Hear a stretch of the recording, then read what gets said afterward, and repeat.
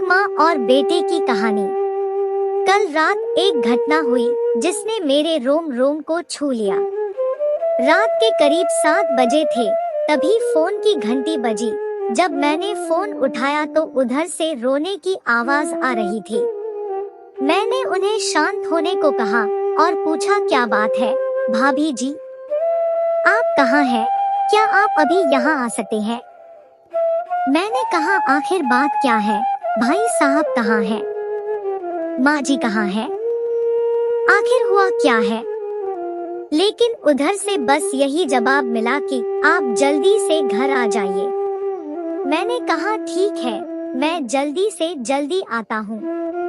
जब मैं वहाँ पहुँचा तो मेरे मित्र जो मुझसे उम्र में बड़े हैं वह सामने बैठे थे और भाभी जी रोए जा रही थी।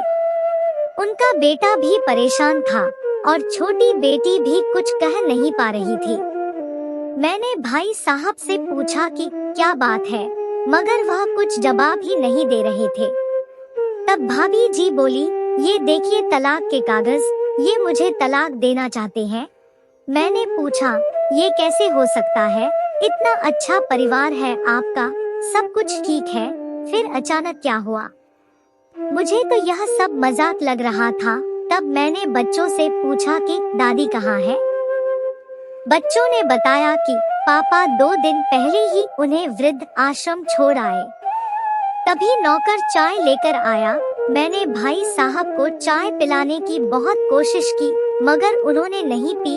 फिर वह एक छोटे बच्चे की तरह फूट फूट कर रोने लगे। मैंने 2 दिन से कुछ नहीं खाया है। मैं अपनी बूढ़ी माँ को अनजान लोगों के बीच छोड़कर आया हूँ। पिछले 1 साल से इस घर में मेरी माँ के लिए बहुत परेशानी बढ़ गई थी। तुम्हारी भाभी ने तो कसम खा ली थी, अब वह मेरी माँ का ध्यान नहीं रख सकती। ना तो वह उनसे बात करती थी और ना ही मेरे बच्चे बात करते थे। रोज मेरे आने के बाद मेरी माँ बहुत रोती थी। नौकर तक भी उनसे ठीक व्यवहार नहीं करते थे। आखिर में मेरी माँ ने मुझसे कह दिया कि बेटा मुझे किसी वृद्धाश्रम में छोड़ दे। मैंने बहुत कोशिश की इन सब को समझाने की, मगर किसी ने भी मेरी माँ से सीधे मुंह बात भी नहीं की। जब मैं 5 साल का था तभी मेरे पिताजी गुजर गए थे। माँ ने दूसरों के घर में काम करके मुझे पढ़ाया ताकि मैं अपने पैरों पर खड़ा हो सकूं। माँ दूसरों के घर में काम करते हुए भी मुझे कभी अकेला नहीं छोड़ती थी, मगर मैं उसी माँ को वृद्धाश्रम में छोड़ आया। पिछले 2 दिनों से मैं अपनी माँ के लिए तड़प रहा हूँ। मुझे आज भी याद है, जब मेरी 10वीं की परीक्षा थी तब वह पूरी रात मेरे साथ जागती थी। लोगों से उधार लेकर उन्होंने मुझे विश्वविद्यालय में भेजा। मुझे ट्यूशन भी नहीं पढ़ाने देती थी।